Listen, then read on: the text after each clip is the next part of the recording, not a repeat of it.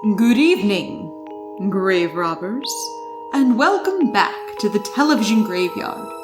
We are your TV necromancers, Lara Prince and Noah Houlihan. We have come here tonight to examine the spirits of past television shows, to find out which ones could be resurrected, should be resurrected, and which ones should just stay doomed.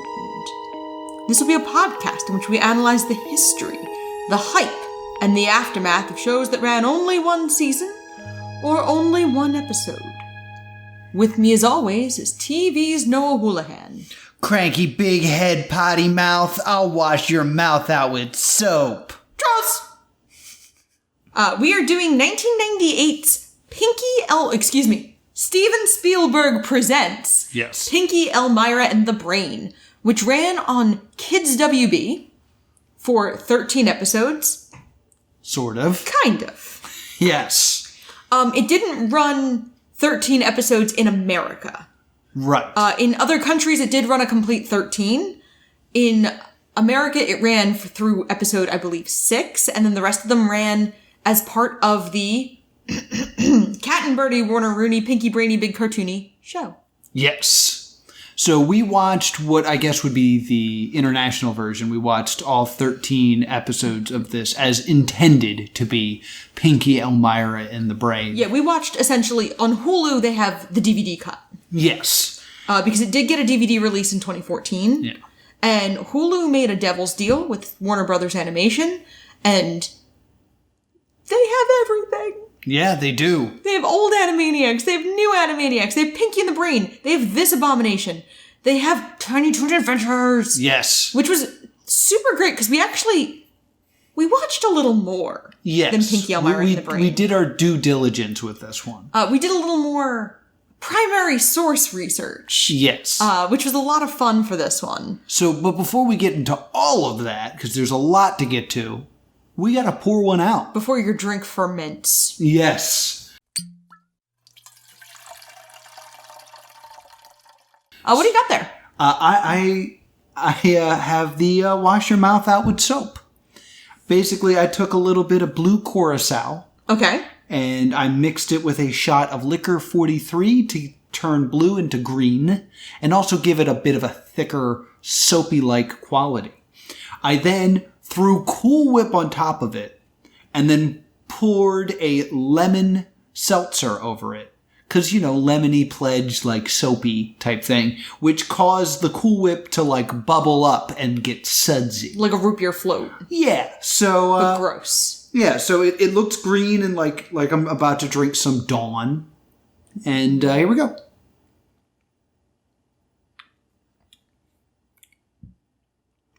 It's phenomenal. Okay. As it turns out. One of my favorite drinks is the Little Beer. Yeah. And the Little Beer is just liquor 43 with a little bit of cream on top. So yeah, it's that, but a little fruity.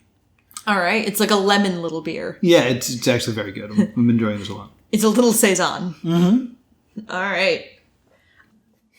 Elmyra's weird catchphrase in this is the chocolate pie. Chocolate pie. So I made a chocolate pie. Okay. It is Nesquik.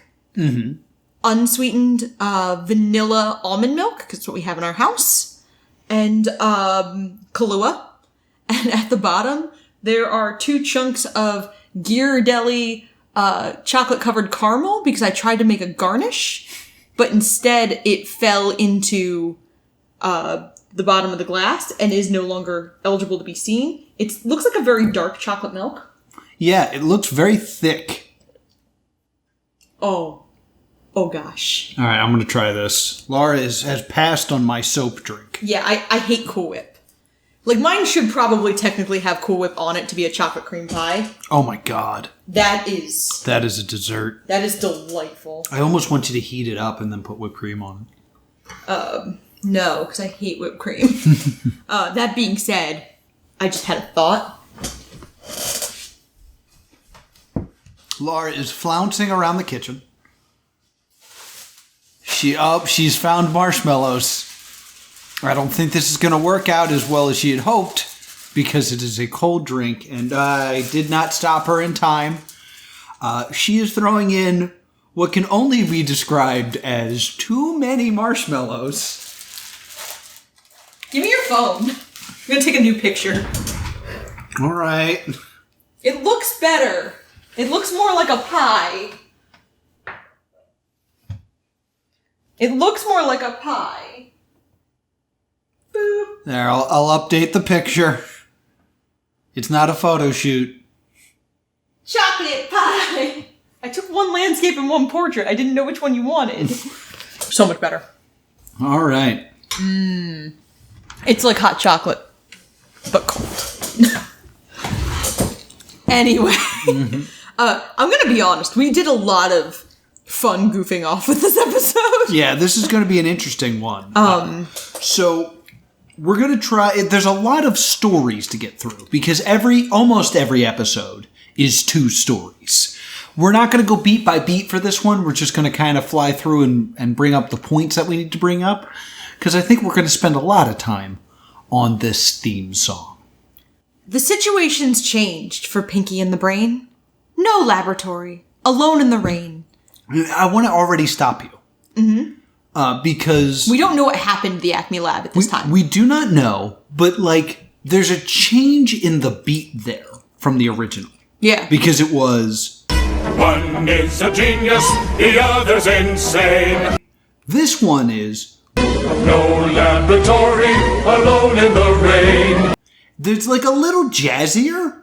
Mm-hmm. And I remember hearing that change in the music, and it's subtle, but it was enough for me to be like, ooh, I dig this. And that is a feeling that is quickly ripped away from me.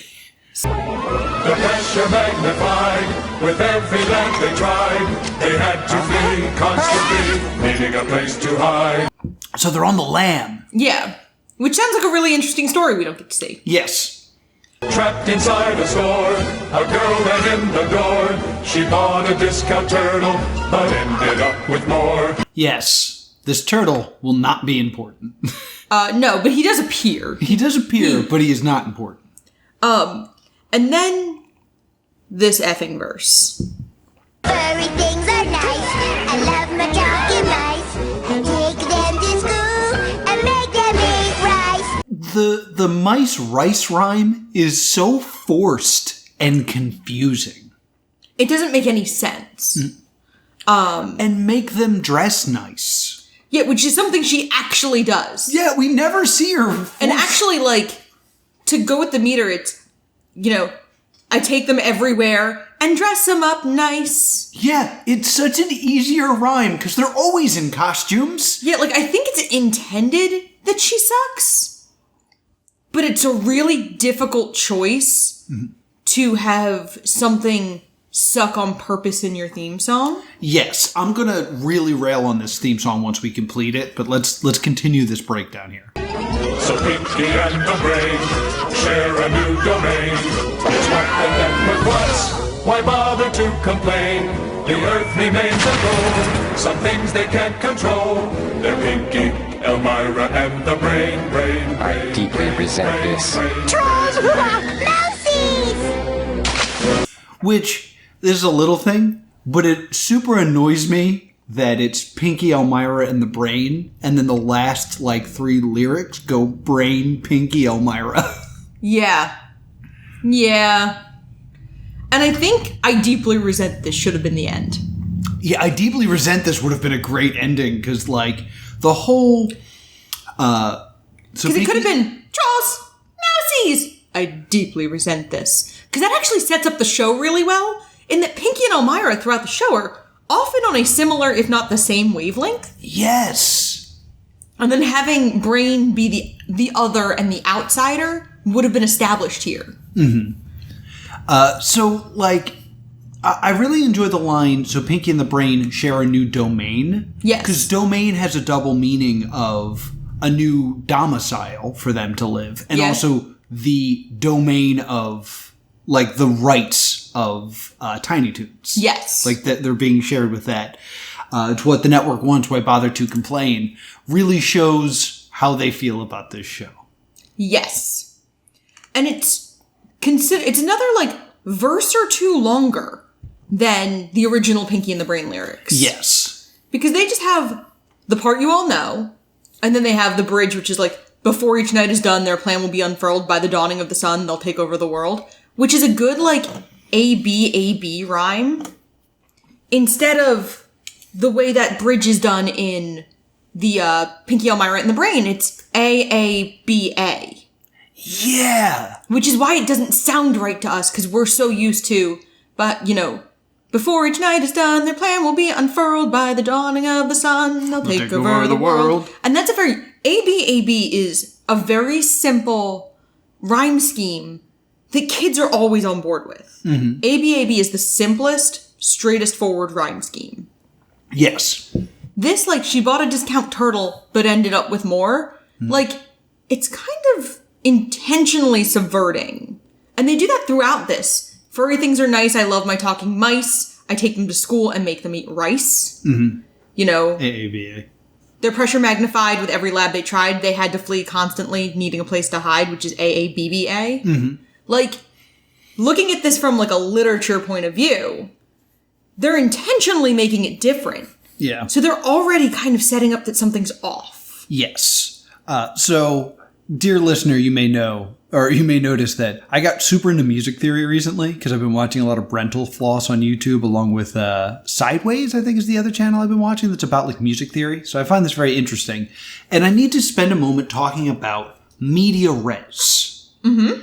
Because like Pinky and the Brain, Pinky Elmyra and the Brain, I believe, and when I started watching this, needed to exist in media res, which means you could watch the episodes in any order and it still like makes sense because everything's contained to one like episode. This show doesn't have a pilot. No. Where like we see the lab break down. We see them end up with Elmyra. It just starts with them and Elmyra.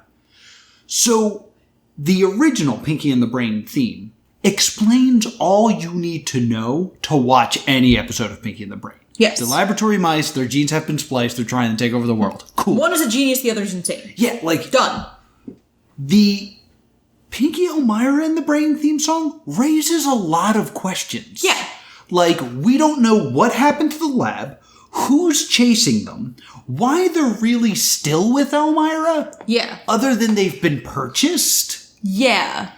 It raises more questions, which is the exact opposite of what they need to do if this is going to exist in media res. Yeah, because every other version, Animaniacs, which is the show from which Pinky and the Brain originally spun off, Animaniacs has a pilot.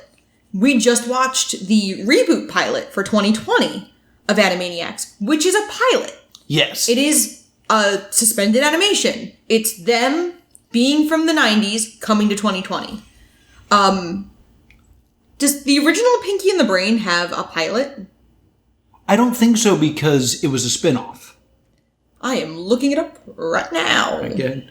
I know that there's a backdoor pilot in Animaniacs for Pinky and the Brain, and that is an episode where they're trying to take over the world, but it takes place in like the Middle Ages, and Pinky's like a bard. Yes, it does not have a real pilot. However, Pinky and the Brain is spun off from Animaniacs, so you know who Pinky and the Brain are. Mm-hmm. And they kind of exist in a way that, like, you're right. The entire theme song explains everything. Pinky and the Brain has a very simple elevator pitch. They are two lab mice. One is brilliant. One is crazy. They are taking over the world. Mm-hmm. And it doesn't go well. Yes. Every episode, new plan. Mm-hmm. Elevator pitch. Great. Yeah. And, like, there's not really a reason the little girl needs to be Elmyra.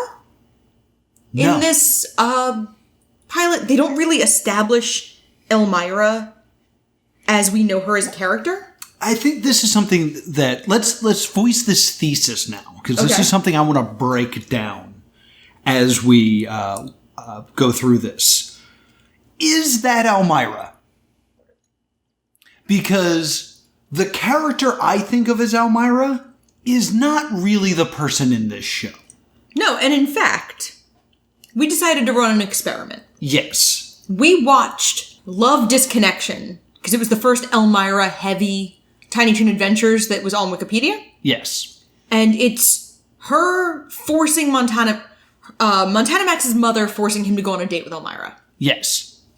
Elmyra is characterized substantially differently. Yeah, so as we're going to go through, I'm going to try to, like, point out parts in Pinky Elmyra in the Brain where Elmyra is not being true to her character to fit whatever this show is. Yes.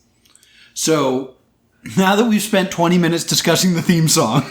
Yeah, well, that was always going to happen with this particular show. Yeah, but there's a lot of things I needed to say here before we jump into this. Let's jump into this with our first real story, which is... Patty Ann. Yes.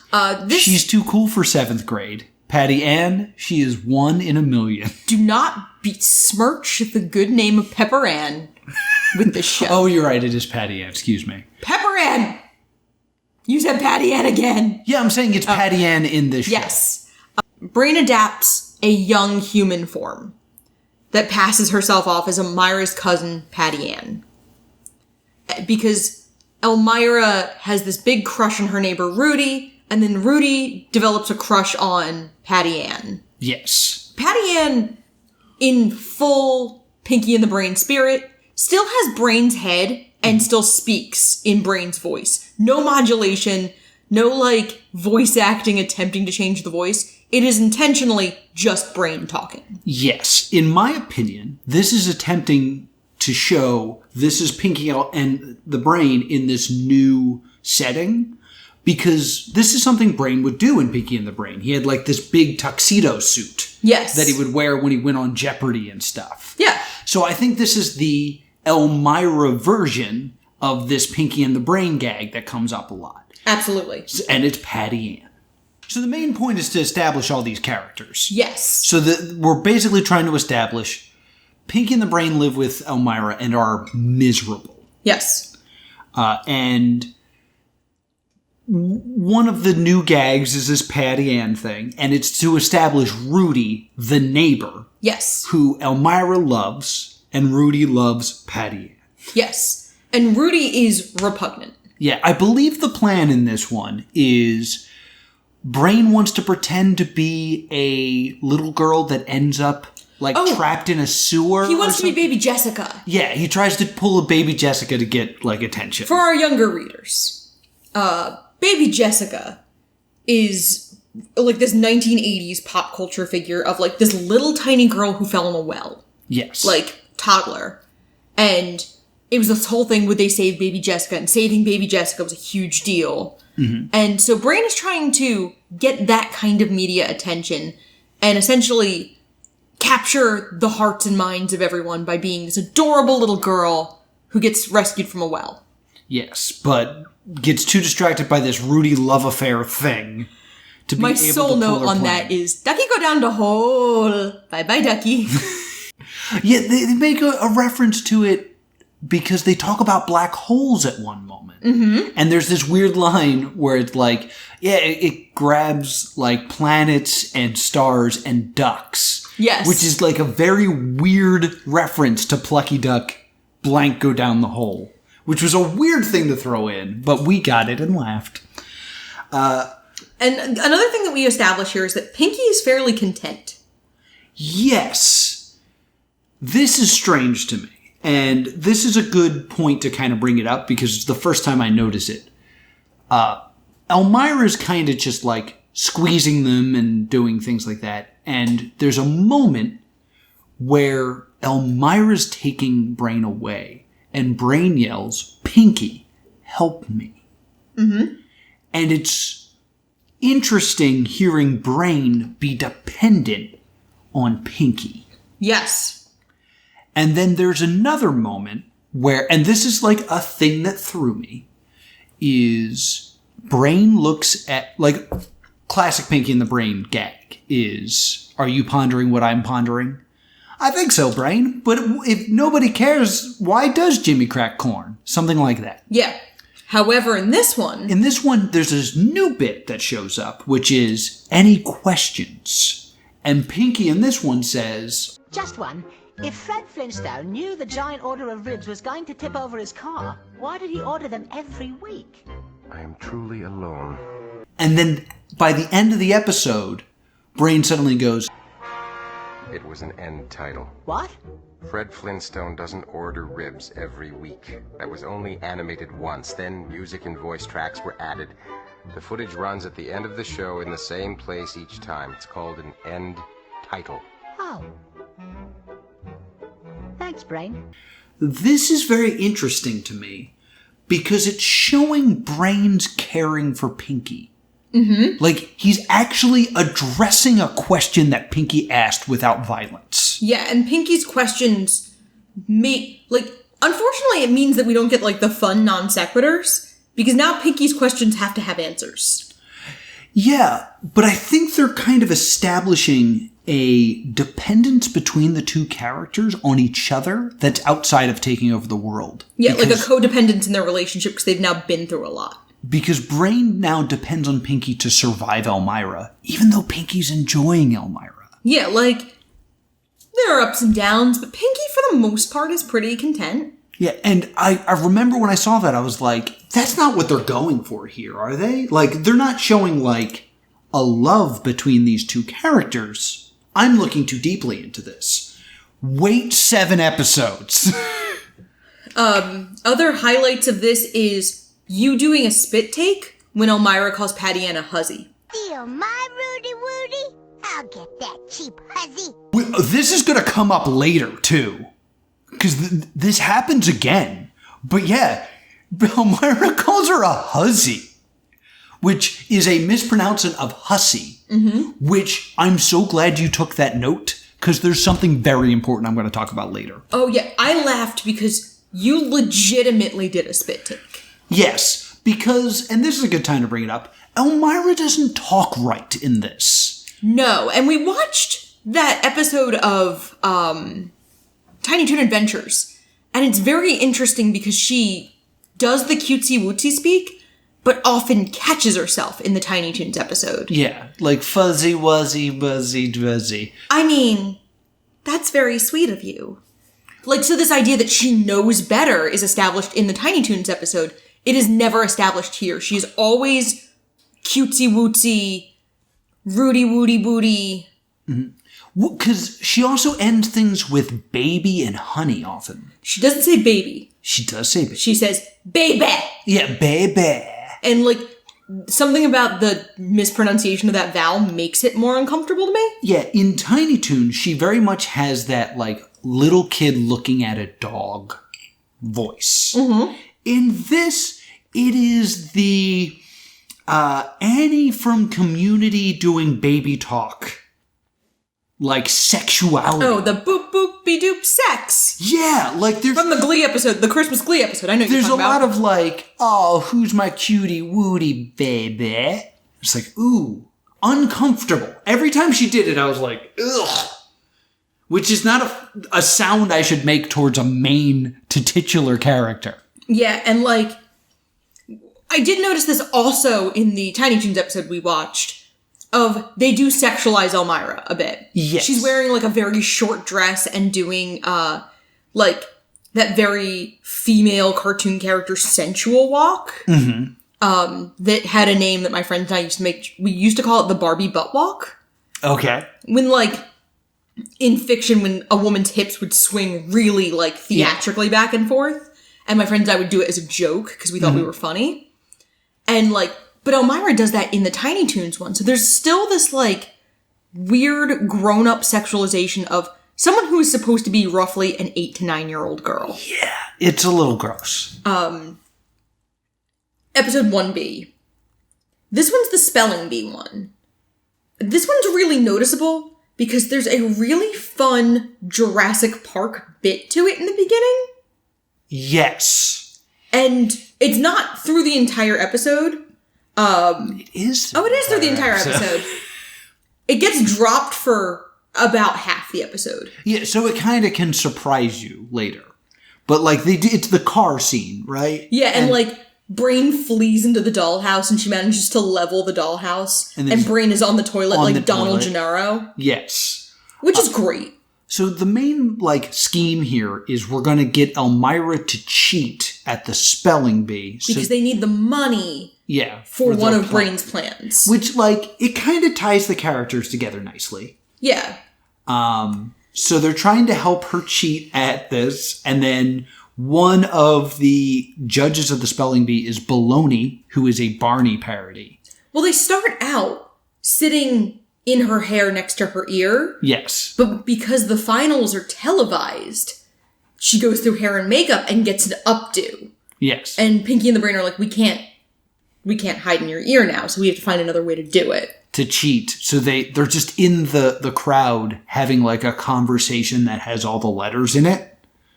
Like, oh, P! A B? C? You are D. Yeah. And Baloney doesn't... A B S. Oh my god, I spelled absurd wrong in my joke. So Baloney figures out what's happening. Baloney's definitely not Barney. Definitely not Barney. And they do the Raptor kitchen scene. Because he's looking for like Pinky and the Brain. Shot for shot, which is great. And like it brings in Steven Spielberg. And it is funny because Jurassic Park comes up a lot in these cartoons. Yeah, very true. Because we watched an Animaniacs episode called like Fuzzy Lumpheads. And it's Elmyra and the Warners. And they do a Jurassic Park chase sequence. In that one. The exact scene that they do at the beginning of Animaniacs 2020. Yeah. So that, like, Jurassic Park is a clear cultural touchstone in all of these Steven Spielberg cartoons. Absolutely. Probably because it's the Spielberg movie that they can assume that age group has seen. Yeah. Because it was huge in 93. Like, I was a little too young to have seen it. But as soon as it was on, like, you're like a year or two older than I am, and a boy. Like, there's a difference between what they'll let a 7-year-old boy watch and a 5-year-old girl. True. But I watched it when it started to be on TV and whatnot. So that's kind of that one. I don't think there's any other big points I want to touch on. Yeah, let's move on. Episode 2. 2A is the rude alien. Yeah. That they trade with called Shad Quipple. Yeah, so they're trying to contact an alien so they can trade... For weapons. For weapons or something with it. And Elmyra thinks that the alien is a bunny and just loves it and basically kidnaps it. There is a great line here, though. Yeah? I sense circumstances have intervened to wreck my day. Yeah, that is a good line. Which I wrote down because I was like, I'm going to start using that in my life. There's not a lot of importance in this episode, but keep it in the back of your mind. Yeah. Because it's going to come... we're going to talk about it again later. 2B is Bob Quack the Science Hack. It's the science fair episode where Elmyra wants to make a volcano, but Pinky and the Brain want to make like a cold fusion machine with moldy cheese. Yeah, a mold fusion device using a aged bovine discharge. Yes, and when the Brain says that, that's one of the gags that sets off Elmyra washing his mouth off with soap. Yes. This is a joke they do 100 times. Every episode. And, like, sometimes he says, like, masticate, which means to chew. Yes. And he gets his mouth washed out with soap. But there are episodes where he just kind of uses some big words, and I'm like, I don't get the gag of him swearing. Yeah, it doesn't sound like anything remotely dirty. Yeah. It's just a word Elmyra doesn't know. So they assume it's swearing, and they just wash his mouth out with soap. Which, like, one, that joke gets old. Yes. Like, very, very quickly. And two, like, in 1998, was that still a parent trope? Of washing your kid's mouth out with soap when they swore? I feel like it was a cartoon trope. Like, I knew what washing your mouth out with soap was. It had never happened to me. Mm-hmm. But, like, it was a threat in cartoons. I mean, we see it in Root Removal. Yeah, that's true. So, like, I think it was one of those classic punishments that, like, kids didn't actually usually get. Mm-hmm. But was, like, a big threat. Like, your face is gonna freeze like that. I'll turn this car around. Like, those kind of parent tropes. Mm-hmm. I hate that joke. I hate that joke too, and they do it the whole time. Like, it's probably one of the major things that stopped me from enjoying this show. And one of the worst things is when it's like the masticates joke, it's funny. when it's like when it's a word that an adult would be like, oh. Mm-hmm. But when it's just like a random word, when like two people in their early 30s are like, I don't get what they're implying here. It was done so often, though, that like Brain would be talking for too long, and I'm like, oh, Elmyra's gonna punch him and wash his mouth out with soap. Yeah. Like, it was so obvious. I'm like, again with this. The third episode, I think 3A is the first, like, good one. Okay. They decide they need to get to space because they're going to F up a satellite. Yes. So Elmyra is going to be the first child in space. So they start coaching her. And there's a point where I go, wait a minute, is this my fair lady? And then Brain calls her a gutter snipe right after I said that out loud. I was like, okay. And they do, like, a kind of crappy version of Loverly. Mm-hmm. And one of my favorite Animaniacs episodes is Les Miserables, which is Rita and Runt doing Les Miserables. Right. And I think that's also with, like, the Goodfeathers doing West Side Story. Like, it's an entire episode that's just musical theater parodies. Yeah, the musical theater references are usually strong in these cartoons. So I liked this version, but there's also... They succeed. They do, like, a really fun little planet song. That's the rain in Spain is mainly on the plane. But, like, the planets to get her to know the solar system. Yes. And so they send Elmyra to space, and they're about to get on the shuttle with her to go carry out their plan. And Pinky and the Brain realize that if they left her up there, they could be without her for 2 weeks. Yeah, so they just take a vacation. And the episode ends with Pinky going, what are we going to do tonight, Brain? Same thing we did yesterday, Pinky. Nothing. And then we also get a shot of Elmyra, like, brutally hugging a chimp. Yeah, like the monkey they sent to space. So it's, like, also this good thing of their relationship. Because we get, like, a lot of Pinky and the Brain, like, they decide to band together and leave her. Mm-hmm. And vacation at her house without her. Yes. Which is also interesting, because this would have been a prime time to escape her house. Mm-hmm. Which is a question I always wonder, like, why they don't. Right. And we're going to get really into what, like, that being a weirder question in later episodes. Yes. So, 3B is, like, not as strong. It's the cat that cried wolf. Yes. The only good thing about this is that there is continuity. Yes. So, basically, they have, like, a hypnosis ray. And they end up hypnotizing a cat whose name is Mr. Pussy Wussy into thinking it's a dog. Yes. And that's basically the whole episode. Yeah. They want to make the cat think he's a dog because the cat's been trying to eat them. Yeah, and Rudy's dog is really well behaved. Yeah, so they try to make it into a dog, and they do, and then that's kind of just it. I believe this is the episode, and apologies if I'm wrong, but we're not going to correct it. Nope. That starts with Elmyra has Piggy and the Brain in a sack. Yeah. And she's just laying in a lounge chair, smashing the mice back and forth. Like, yeah. Like, oh, smacky, or like sacky wacky. That is so not Elmyra. No, like Elmyra's problem is she loves the animals too much that she ends up hurting them. Here, she is purposely just smashing them. Which doesn't fit her character. Yeah, so this is when I started to like really kind of tune out, like, this is just wrong. These are not the characters I love. Yeah, this isn't like, she's unnecessarily brutalizing them in a way that doesn't fit. Yeah. Because, like, what fits is, like, covering them in makeup. And, like, the bathing them fits. Yeah. Because she wants them to be squeaky cleany. A joke that comes up a few times is, like, flying mice. Yeah. And, like, aerial mice. And they're kind of like they're trapeze. And, like, they'll throw them in the air. I can see a little kid doing that. Like, like, straps a glider to one and throws it. Yeah, like, this will be fun. But, like, this one is just, like, blind violence that doesn't... I don't understand how it benefits Elmyra.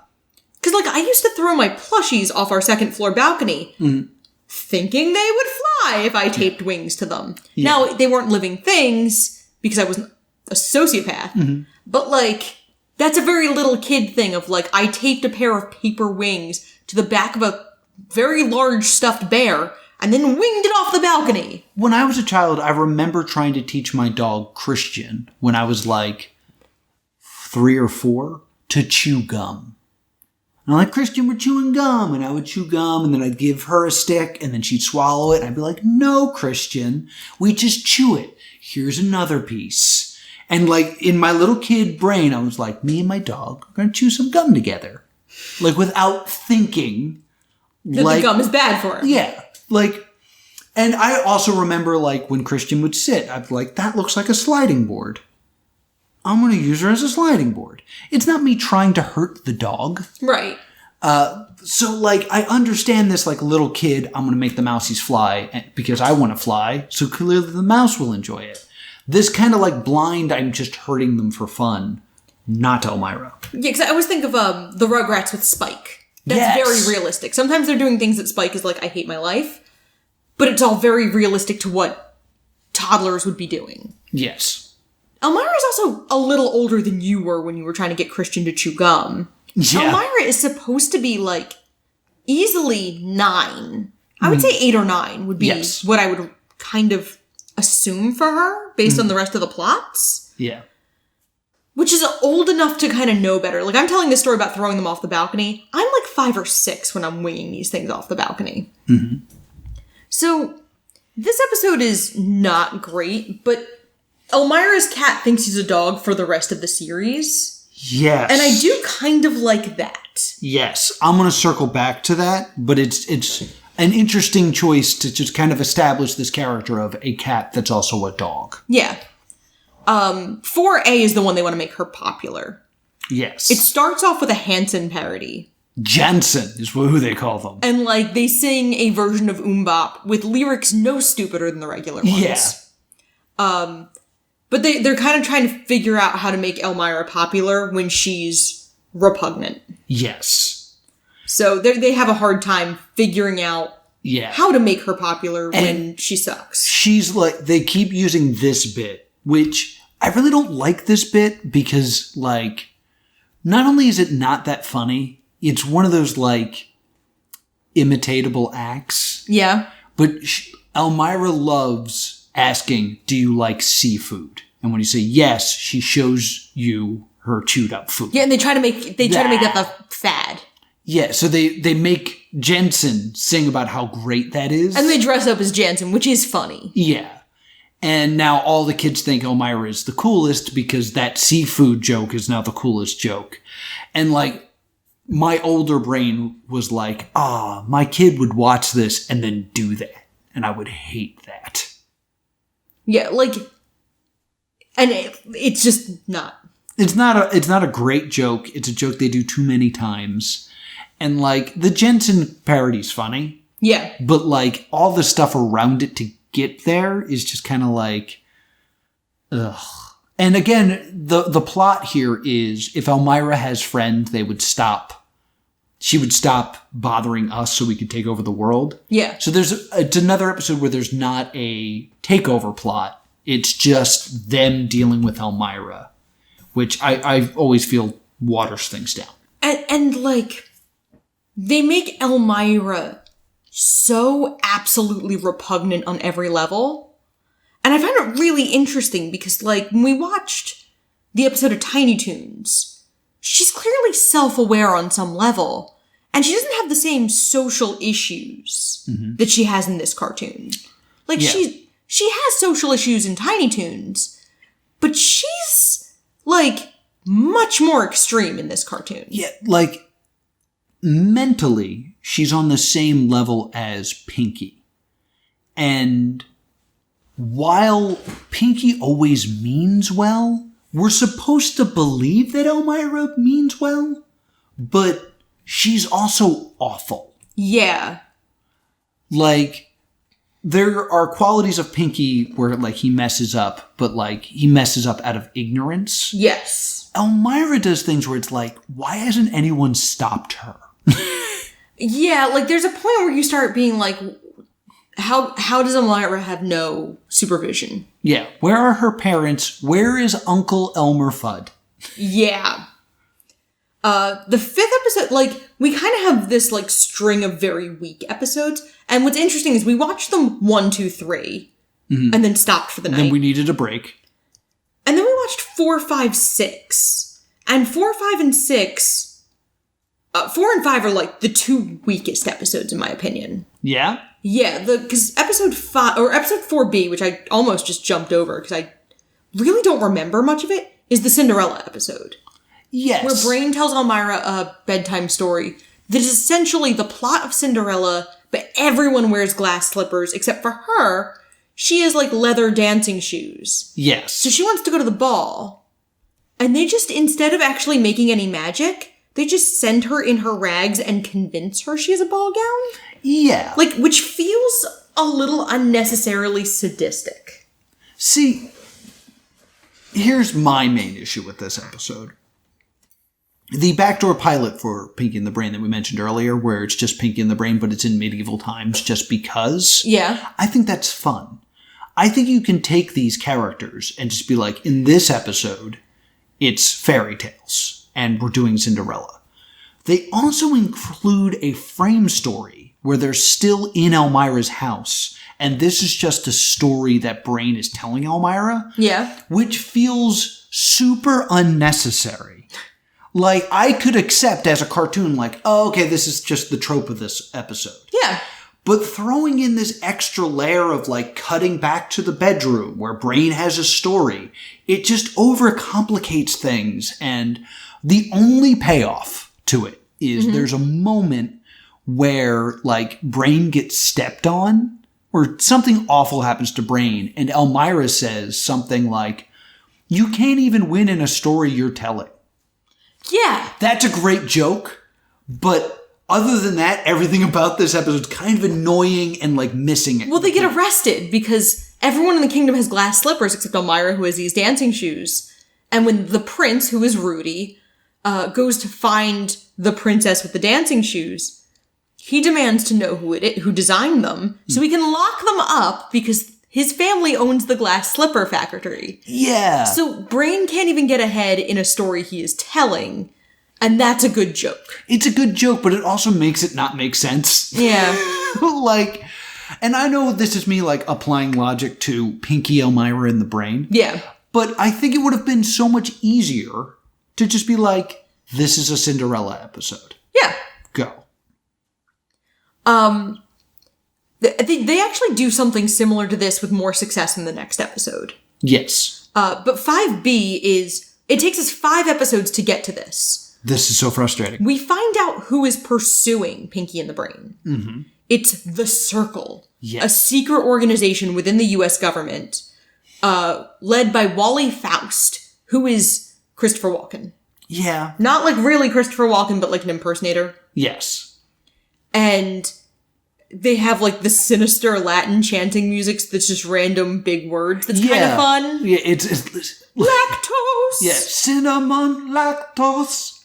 Lactose! Which is a fun bit, if you're, because, like, you have to be paying attention to kind of, like... Or watching it with the subtitles watching on, with subtitles. We tend to. We tend to, because we left subtitles on from when we were watching Letterkenny. Yeah, and we just never turn them off, but I kind of like having them. Yeah. Also, subtitles are monstrously wrong occasionally. And that's amusing to me. Yes. So they're trying to hunt down Pinky and the Brain so that they can convince him to join the Circle, have him take over the world for them, and then kill him. Yes. Like, so that's an interesting plot there. This is the episode where Brain gets fed up with Elmyra and her abuse. Yeah. That he decides he's leaving. He leaves alone. And, well, I immediately go, he can just leave? Yeah. Like, we've been here for 5 episodes, and he's never had the thought of, like, I'm gonna get out of here. My body's being destroyed every day. Right. And, like, there's an interesting scene, because we established that Rudy knows about the talking mice.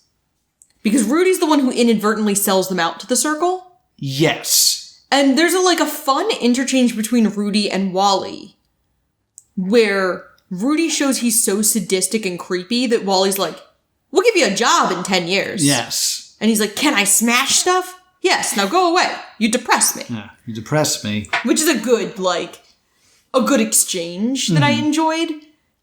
But it also then establishes Rudy knows about them, and this organization is looking for them. Yes. Logically, it would be time to move on. Well, at this point in the story, Brain is unaware of them. Right. Because this character, Wally, sees Brain walking down the street, asks for directions, and then kind of like convinces him to jump into the car because it's hot out. Yeah, he offers him a ride somewhere. Yeah, he's like, let me give you a ride. I have air conditioning. It's very hot out. And Brain gets in because he doesn't know who this man is. Yeah. So, for the record, this whole someone's looking around for where they might be found and them having to flee labs, unrelated to this man. I guess, yeah. Yeah. So, like, I'm immediately like, well, this is confusing. Or if this is the first time it's being established, this should have been episode 1 or 2, not 5. It's something from the theme song. How are we just getting to this part? So, he gets into the car with Wally. Wally's like, you're very smart. Can I offer you a job? And ends up in like a hotel room with this guy. I don't remember how Pinky gets there. I don't either. But Pinky ends up there. I think maybe Wally says something that Rudy says. And yes. Brain kind of puts it together like, wait, that was very like similar verbiage. And I think they say he's a cheese ray. Yes, he says cheese ray instead of what it really is, which is like a hypnosis thing. It's always a hypnosis ray of some kind. There's a lot of hypnosis in this show. There's a lot of hypnosis in this show. So I believe he calls Pinky for help. Yes. And Pinky kind of like shows up. They hypnotize Wally and are like, why are you chasing us? Wally spills the beans because he's hypnotized, that he's part of the circle, and they want to kidnap him so they can use him to take over the world. And Brain does the we are not the droids you're looking for. Yeah, it's like, Jedi mind tricks Wally. Like, you never saw us, Pinky and the Brain are not here. Be gone. I guess the logic could be he's convinced Wally that that is not where they are. Yeah. So staying there is kind of safe. Yeah. But, like, barely establishes them as a threat. Yeah. And, like, you would think the Brain would be like, wait, there's a group of people that want to help me take over the world and then they plan to screw me? Well, I'll use them, because now I'm aware of their plan. I can take over the world and then have them destroyed once I'm emperor.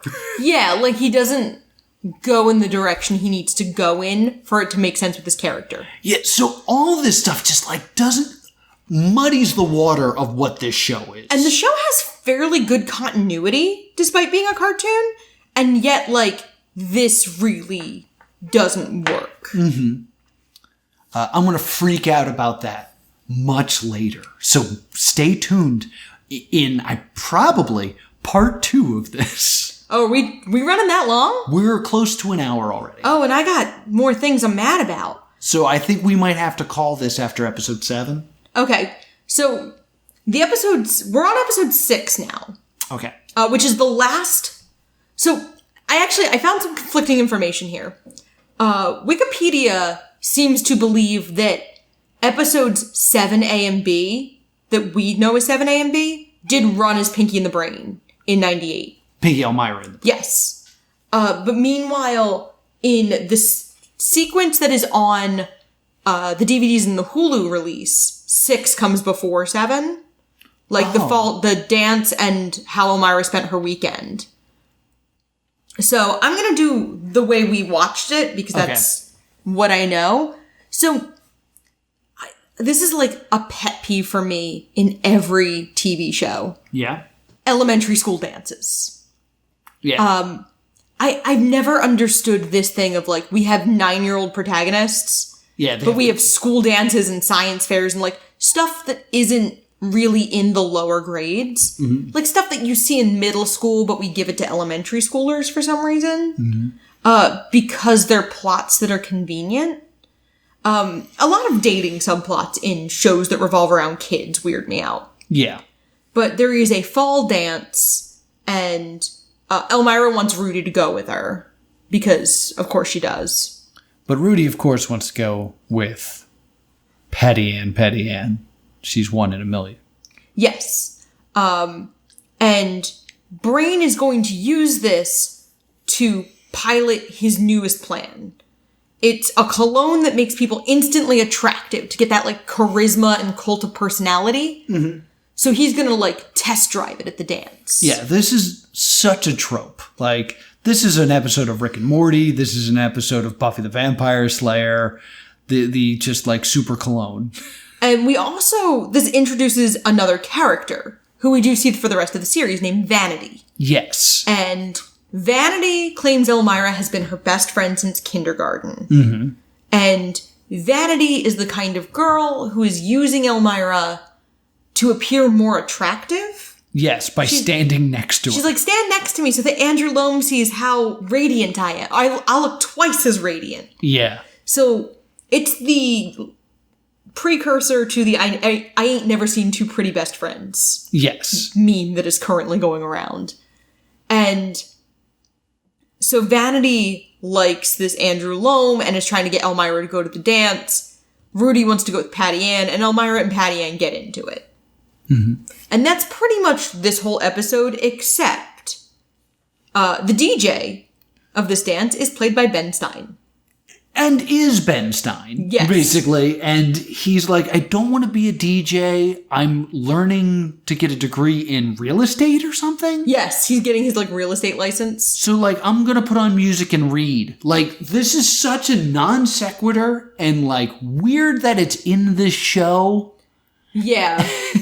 And, like, I laughed, but, like, it never comes up. Nope. It's never like, oh, we can't play this song because Ben Stein's the DJ. It's just like, it almost felt like he was walking by the recording studio and they were like, did you just see Ben Stein? Get him in here and just get him to say some words. You're a DJ. Whatever. Just talk. Ben Stein's here. But they do have, like, a casting gag in that at the end of the episode, the DJ loses his mind and yells, which is not a Ben Stein thing, because Ben Stein's trademark is that, like, very calm, very drab delivery. Bueller. Gonna win Ben Stein's money. So, like, his calm, like, chill to an extreme demeanor gets totally cut off here. Yeah. But it's, like, not really a joke kids would get, and it's not really a joke an adult would care that much about, I don't think. Right. Because the rest of this episode's not that great. Yeah. Then we're going to disagree greatly about what happens in the next part of this episode. This one's how I spent my weekend, and this kind of reminds me of the Cinderella episode, in that Elmyra is... It's Elmyra narrating, and everything is done in the style of child drawings. Yes. This feels a little budge. Yeah, so it's a little budge. Everything is on, like, yellow line paper. Yes. And it's drawings of Pinky and the Brain and Elmyra and a robot that they're using to take over France, I think is the... Yeah, it's Roberto the robot, and they go to France because they have a cheese ray, again, because there's always a cheese ray. And... it's just, like, very strange and very dumb. Oh, it's gonna turn, like, the American tourists into cheese. Yeah. Very weird. No, I think it's the other way around. It's gonna turn the cheese into tourists. It turns cheese into annoying American tourists. But, like, the robot also, like, meets a lady robot, and they fall in love and get married, yes. And there's a robot wedding. So... At the end, and it's intentionally supposed to sound bizarre and make no sense. Yeah, and then at the end, the teacher's like, Elmyra, this was supposed to be true. Like, this wasn't supposed to be a fictional story. And then Elmyra goes to a photo booth where she got her film developed because it's the 90s.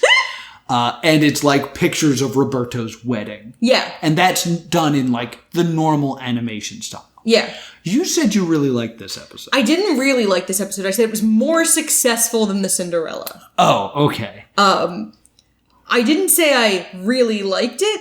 I said, like, it's executed more successfully. That being said, it's way too long. It's way too long. And this is what, 6B? Yes. Okay. This is the 6th episode of this new IP. Mm-hmm. If I'm flipping through the channels and I see this as my introduction to what Pinky, Elmyra, and the Brain is, I would be furious. Yeah. Because I remember when this show came out when I was a kid, and I remember like hearing about it, but never sitting down to watch it, which is weird because I loved Pinky and the Brain. So there's a chance that I'd be like, oh, there's that Pinky, Elmyra, and the Brain. Let's watch it. And seeing this and thinking that's what the show is. Because the show has barely had enough time to establish itself as what it is, for it to subvert its presentation this hard. To the point that if I was flipping through channels, because this would be back before there was like the info underneath when you change channels, I would probably not recognize it as Pinky and the Brain. Right. This to me is a huge mistake to do this early in its run of a new IP. Yeah, it's an experimental episode, and experimental episodes are what, like, the Steven Spielberg Present animation really does hit a lot of experimental kind of episodes. I mean, Freakazoid is almost nothing but. Yeah, and that's its identity, so that's kind of fine. But, like, this one doesn't work because if this was, like, Animaniacs didn't always just have 2 12-minute cartoons. It would have, like, 4 segments. If this was a segment that was about 2 or 3 minutes long, I think this would have worked. Mm-hmm. But, like, you find yourself zoning out the same way you would if an actual little kid was telling a story. Yeah, that's a really good way to put it. Like okay, And then Emily said, I don't care, kid. Yeah, okay. It's not enjoyable. Yeah, that's why when you were like, you like this episode, I was like, no, don't put that evil on me. How dare I just think this does the weird concept a little better. Mm-hmm.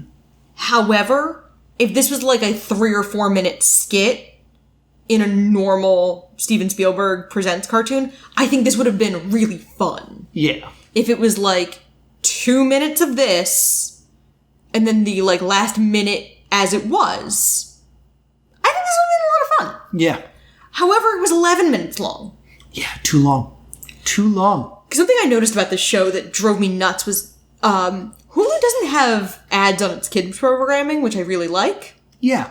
But it means these episodes are 21 minutes long. Mm-hmm. And the intro is almost 2. The intro is 1 minute. Well, you know what? You're right. It's like 1:40. Because there's a longer version of the intro sometimes. And the version with Elmyra's verse is about 1:40, because we found it independently on YouTube, right. And I kind of mentally took a note of how long that was. I think it was like 1:46. Mm-hmm. Too damn long. And that means, like, this cartoon was, like, sub 10 minutes, but felt so long. Yes. Because I'm saying it's sub 10 minutes, because it had to be 9, because there's also about a minute of credits. Yeah. The credit screen is weird for this show. Yeah, we should bring that up. And this is the last airing episode of Pinky, Elmyra, and the Brain before they turn into the big cartoonies. Yes. So this is a good time to mention this. It's just like a little blueprint next to a teddy bear. Yes. And the teddy bear is not, like, emblematic of anything. Nor does it, I think, it ever appear in this show. Yeah, it's not like something we see frequently in Elmyra's room. Yes, and I want to point out, like, this is the 90s. Yeah. Like, often with these cartoons, the credit aired in full. There was no shoving it off to the side while a commercial for the next show played. Yeah, this was like pre-credits pushback. Yeah, so, like, with Animaniacs, the credits would play in full, and then there was like one last like stinger joke at the end. So like, same with Pinky and the Brain. So probably when this aired, those credits, as we are seeing them on Hulu, aired on television. And it's just a weird bear and a blueprint that have Pinky and the Brain like scrawled on them. But like, other than a doodle of Pinky and the Brain, picking out that that's what this show is, very difficult. Like, if I showed these credits to someone and just said, name the cartoon, I think a lot of people would get it wrong. Yeah, like, it doesn't make a lot of sense. And, like... I'm going to test that. I'm going to tweet that out. I'm going to just, like, a still of the credits and be like, can you tell me what cartoon this is? And just see what people say. Because, like, I can think of other things you could have had. Like, you could have just had one of their, just Elmyra's bedroom. Like, you could have had a really fun Easter egg-filled still of Elmyra's bedroom with, like, the turtle cage and, like, her bird. And you see, like, bits from every episode or, like, pieces of their different plans. Yeah. Like, or you could have just gone very simple and just had, like, the standard stills from the episode with the credits. Because I believe, like, Animaniacs was the tower. Wonder Tower, yeah. Freakazoid, I believe, is just, like, the Freakazoid logo. And I don't remember what it was for actual Pinky and the Brain. I think it's just a still of the lab. I think, yeah, or maybe, like, their cage, like, with the wheel. It's actually a blueprint with the silhouettes of Pinky and the Brain. Okay, so I guess maybe they're kind of making reference to it, but they needed something more emblematic of Elmyra for this to work. Like, it should be her barrette, her skull barrette. Yes, because she has that skull barrette that she has, that's, like, really her main trademark. Yeah. Even in the Tiny Toons episode where she's on the date with Montana Max and is wearing a different dress, she still has the skull barrette. Yeah. So, yeah, like, I think that would make sense of, like, a piece of discarded equipment, like the various cheese rays that all kind of look the same, and Elmyra's barrette next to the turtle cage. Yeah, there you go. Simple the still. Turtle. Yeah, like, I don't know why they couldn't make this, like, the teddy bear kind of brings back that idea that you have of, like, this could have been any child. So, like, we're about halfway through. I think this is a good place to break. Okay. Like, right before it flips over to the Warner Rooney Big Cartoony Show. The first 6 episodes are a series of near misses. Yes, like, to the point where when there's something that hits, you end up more annoyed because there's that moment of, like, oh! They found it! Yeah, like, the My Fair Brainy episode is actually a pretty good short. And it uses Elmyra well. And it's the only one in the first 6 episodes that I really, like, actively enjoyed. Yeah. I will say, I do believe the series improves in the big cartoony times. Which is interesting because they do not air with a significant hiatus. Yeah. So that's something we'll have to discuss in the next episode. One thing I want to kind of trail back to, because you brought up a really good point. Okay. How easy Pinky and the Brain's elevator pitch is. Yes. It's 2 mice, one is smart, one is crazy, trying to take over the world. I don't think you can do an elevator pitch for this show. Because, and I think this is one of the main problems with this show. The elevator pitch would always kind of assume you understood at least one set of characters. Yes. Because it's either Pinky and the Brain, who are always taking over the world, end up with Elmyra. Well, who's Elmyra? Or it's Elmyra, a creature or a character who loves animals but too much to the point where they hurt them, ends up adopting Pinky and the Brain. Well, who's Pinky and the Brain? Like, the fact that they don't go together so nicely that, like, you need to spend extra time explaining both of them. Ugh. I mean, I think one of the rough things with this is you made this comment that you didn't watch it first run. You would have been a preteen when this was running. Yes. You would have been, like, growing out of these cartoons a little bit. Let me ask this. Okay. What was the year of this? 98. 98. Yeah. Here's the thing. This aired on WB, right? In 98, I would be in 7th, 8th grade. Yeah. No, I'd be in 6th, 7th grade. So I would still be very much into Pokemon, which aired on the WB. So you'd think I would just keep the channel on and watch this. I'm going to make a note, because I don't want to take up the time to research this right now, but for the next episode, I'm going to look into what the schedule, like... When did this air? Yeah, like what time this aired as compared to Pokemon. Because I kind of feel like this would have been, like, my gut feeling is this would have been early or late in the block. Because Big Cartoony is essentially a clip show. Right. So, like, it almost feels like if these ran 8 to noon, which is, I feel like, roughly what these Saturday morning blocks used to run, that this would have been running as either the first thing or the last thing. Yeah, because this is also, I would imagine, during the time where the WB Kids block would be 6 episodes of Pokemon. Yes. And they were just like, yeah, and then watch Pinky and the Brain after, or something like that. So it's strange to me as someone who was a huge fan of Pinky and the Brain, watched it every day while doing the homework. Yeah. That in 1998, I didn't put in the time to watch this show. Because in 98, I would have been in 5th grade, roughly. Right.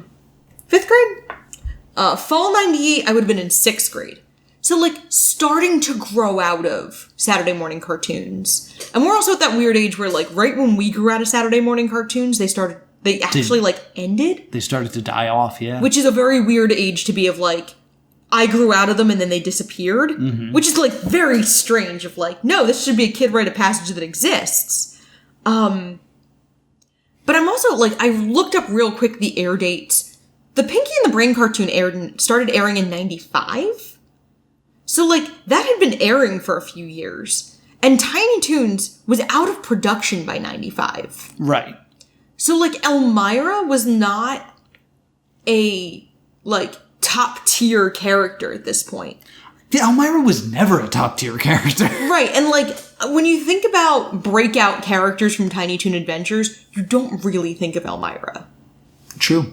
I think we'll get into that a little more next week as well. Yeah, when we do the, like, final... I wanted to have a little bit of discussion to kind of put a button on this to end this episode, because we were not planning for this to be a 2-parter. No, we literally said today, like, this will be a 1-parter. Yeah, but I have a lot to say, because I loved Pinky and the Brain, and this show upset me. No spoilers on how I feel at the end. And it's going to be funny, because actually, like, Thanksgiving is coming up, and I'm planning to have Tiny Toon Adventures on while I cook. Yes. Because I really love Tiny Toon Adventures, and the discovery that it's on Hulu made me really happy.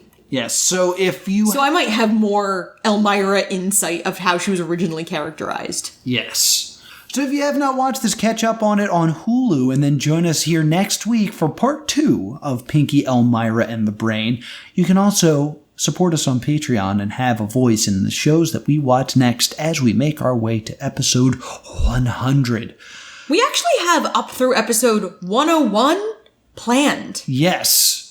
And I don't know how many weeks that's going to take, because at least one of these is going to be a 2-parter. Oh, yeah, there's going to be some 2-parters coming up. So we're pretty much... We have the schedule set into mid-January, I would say. Yes. Where can people find us, Laura? You can email us at thestaydoomedshow@gmail.com or on Facebook and Twitter at StayDoomed. And if you want to talk to me about your love for Pinky and the Brain, I'm at +2 Comedy. And if you have an unhealthy love of all of the Steven Spielberg crossovers, I'm at Stay Doomed. Until next time, stay doomed.